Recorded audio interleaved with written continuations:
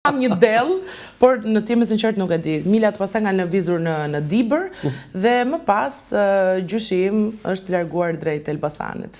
Sara, si po ndjesh tani deputete e zgjedhur, se ke marrë akoma mandatin, si ndjesh? Shiko, do kisha dashur të ndjesha më mirë, por nuk më kanë lënë ta shijoj shumë. Tani kjo është e sinqertë. Ka lënë të shijoj shumë. Kush të lënë Shqipëri të gëzohesh më Sara? Kush është ai që në Shqipëri ka lënë të gëzohet? Kadareja thoshte. Do kisha dashur të gëzohesha më shumë. Kadareja thoshte, as gëzimin tënd mos ja trego shqiptarëve, thoshte, atyre rreth Evropës. Atë që ti ke si lumturi mos ja trego, thoshte. Jo, se përtej humorit edhe përtej shakas, pa diskutim që jam ende pak, ndoshta fjala e dur do ishte empir, jam ende pak e shokuar dhe jam ende pak në atë kaosin që të japin ndryshimet e mëdha.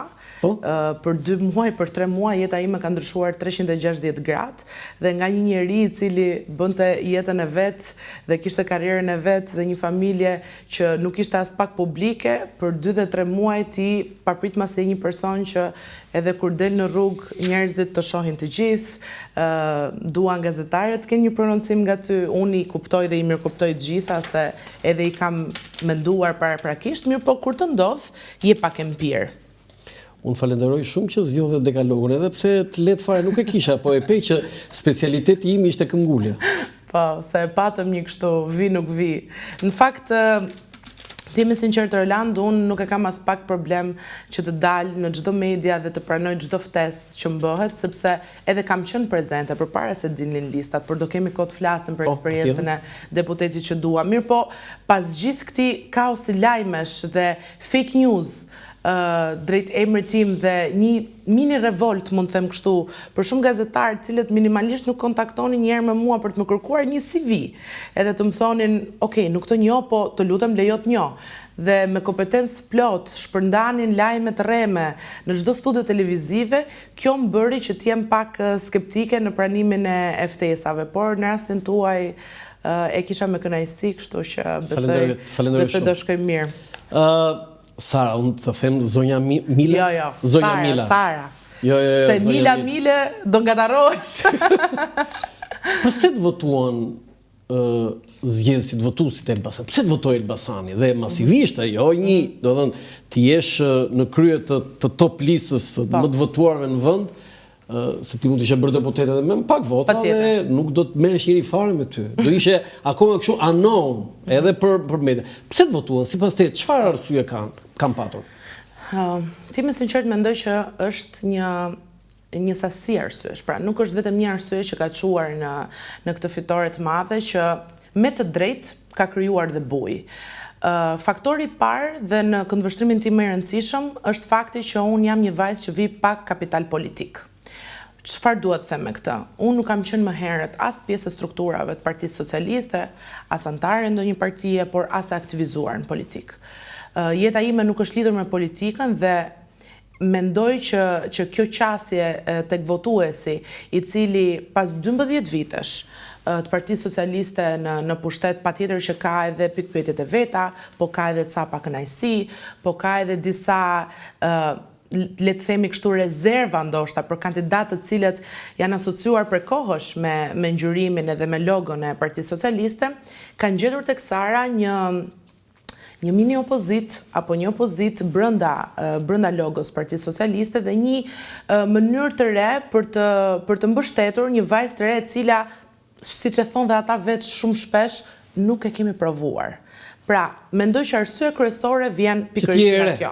Që unë jam e re, e pa provuar dhe e di që është fjalë shumtuar dhe nuk do doja ta përdorja, por dhe siç thonë shumë herë ata, e pa përlyer.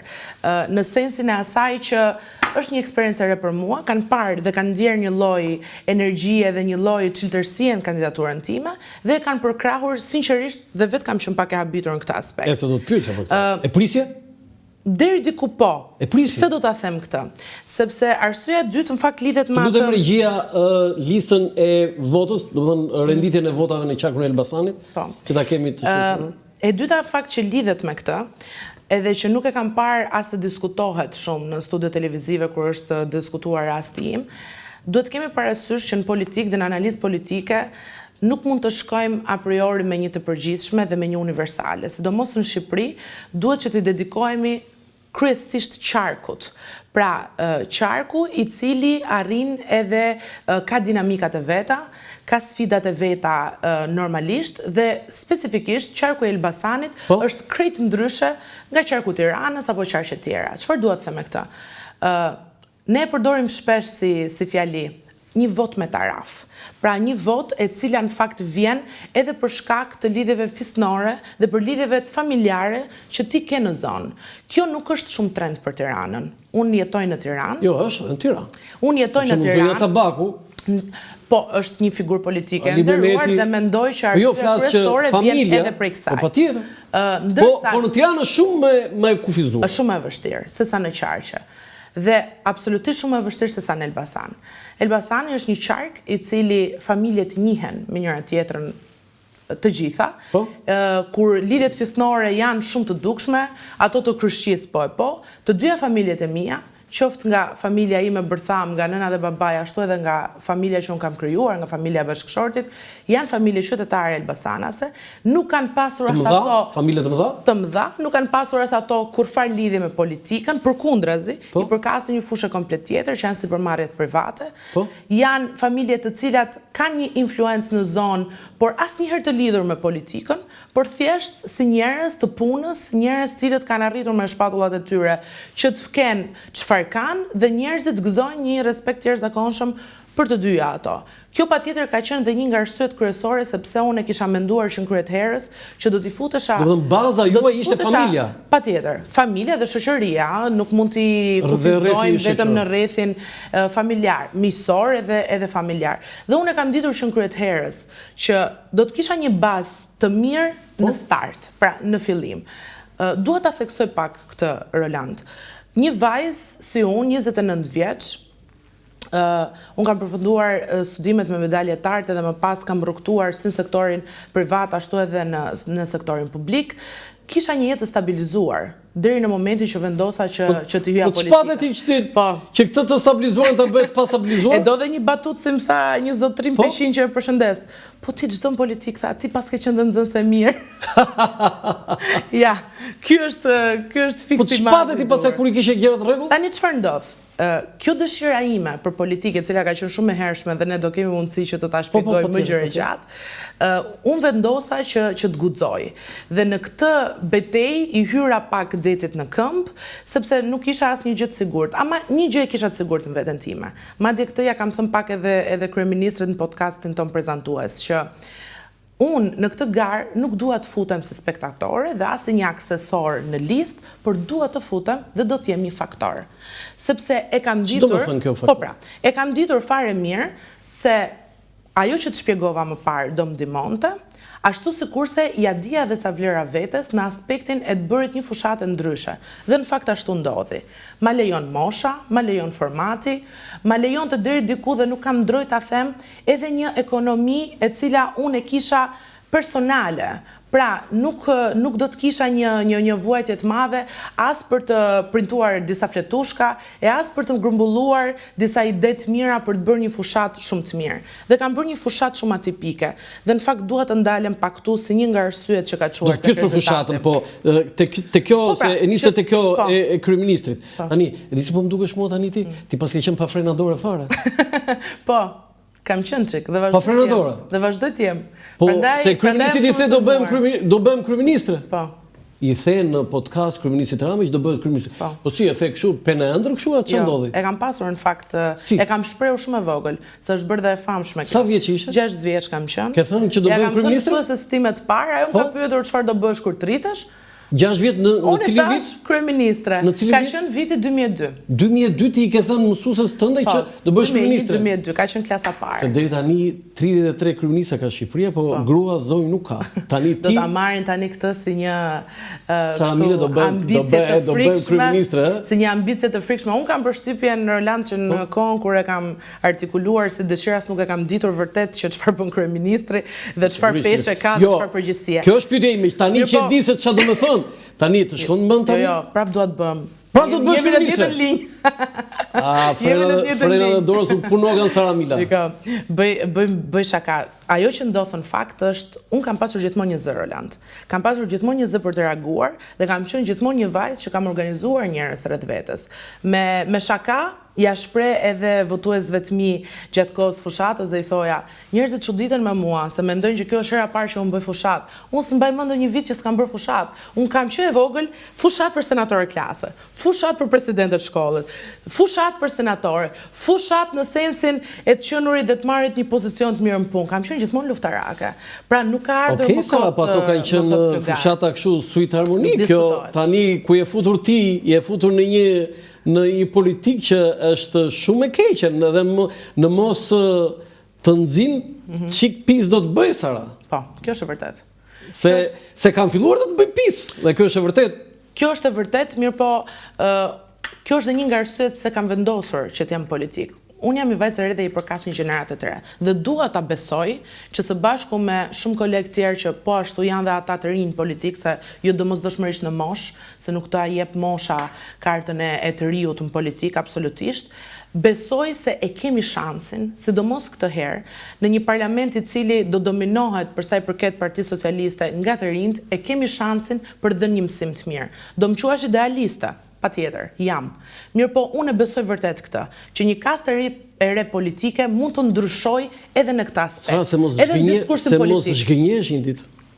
Ndoshta, zhgënjimi është pjesë e jetës. Mirë po, unë nuk mundem që të mos guxoj ta nis një rrugë, vetëm nga frika se mos zhgënjehem. Nuk jam mësuar kështu në jetë dhe nuk jam mësuar kështu as në politikë. Ti që nga si bombër thamore, më Sara, ti pu me këto energji. Ke energji. Tani, ndalim pak se thatë që 2 shtyllat kryesore të fushatës tuaj ishin 2 familjet e tua. Të lutem, më fol pak për familjet e tua. Kush është familja jote e madhe, ajo e familjes prindërve, pra njerë dhe pasaj të bashkëtorët. Kush është familja juaj? Në fakt nuk janë familje që kanë ndonjë veçori fantastiko shkencore, se njerëzit mendojnë që kur ti shprehesh për familje të madhe, domosdoshmërisht duhet të jetë ndonjë principat e kaluar apo duhet të jetë. Është një familje e madhe. Si quhen prindrit tuaj? Përparim dhe Anila. Jam prindrit e mi. I përshëndesim prindrit e Sarës. I përshëndesim dhe në fakt duhet i përshëndesim se pak probleme po ju sjell Sara këto ditë e fundit, bashkë e përzier me gëzimin, ë? E përzier, po. Më duhet ta them. Çfarë do t'i thosh tani babit dhe mamit tani që sa do ta thoja Roland që më duhet ta them këtë që në gjithë pjesën post fushat e post fitore, menaxhimi më i vështirë ka qenë menaxhimi i Timeti për mos lexuar komente. Për momentin kjo është ajo që un kam si vështirësinë më të madhe. Në rrjetet sociale. Po në Facebook, po rrjetet sociale, po në televizion. Ai është njeriu më që i ndjek më shumti. Shiko, se ju nuk jeni nga Elbasani, po ata nga Elbasani që më dëgjojnë do ta dinë. Babi im është një xhaxhurs tipik, është nga një lagje e cila janë me shumë temperament, me shumë zjarr, edhe kanë shumë të vështirë të rrinë të duruar kur përgojohen prindrit dhe kur përgojohet fëmia jote. Atëherë më thuaj, si reagoi një herë babai juaj kur lexoi një gjë të keqe aty? Babai tim një herë i kisha vënë një barrierë, sepse unë dhe familja ime bërtham jetojmë në Tiranë, e kam shprehur këtë dhe më përpara, pavarësisht se rrënjët tona janë atje, por kushtet ekonomike në vitin 97 e bën familjen time që të rente drejt Tiranës për të pasur një mundësi më të mirë për familjen. Dhe ngecëm këtu, mirë po me zemër kemi qenë gjithmonë atje. Edhe me shaka i e thot edhe me smish që i kisha vendosur një tra tek tuneli dhe nuk ja lejoja hyrjen. Sidomos në ato momentet që ishte pikërisht kur po unë ika dhe nuk ja lejoja atij se duke ditur temperamentin dhe se sa emocional është ai, nuk doja që të krijoj asnjë lloj sikleti dhe emocioni që nuk do ta përmbante dot. Dhe kur shpërtheu pastaj ky lajmi i bukur i doktor Berishës, thash unë kote izolova Timat në Tiranë e që t'i bënte votat nga telefoni, se pas kam pasur të keqen këtë dera, edhe tani e morën vesh gjithë një lajm kaq të keq që në fakt më ka efektuar shumë. Sa fëmijë jeni Sara ju?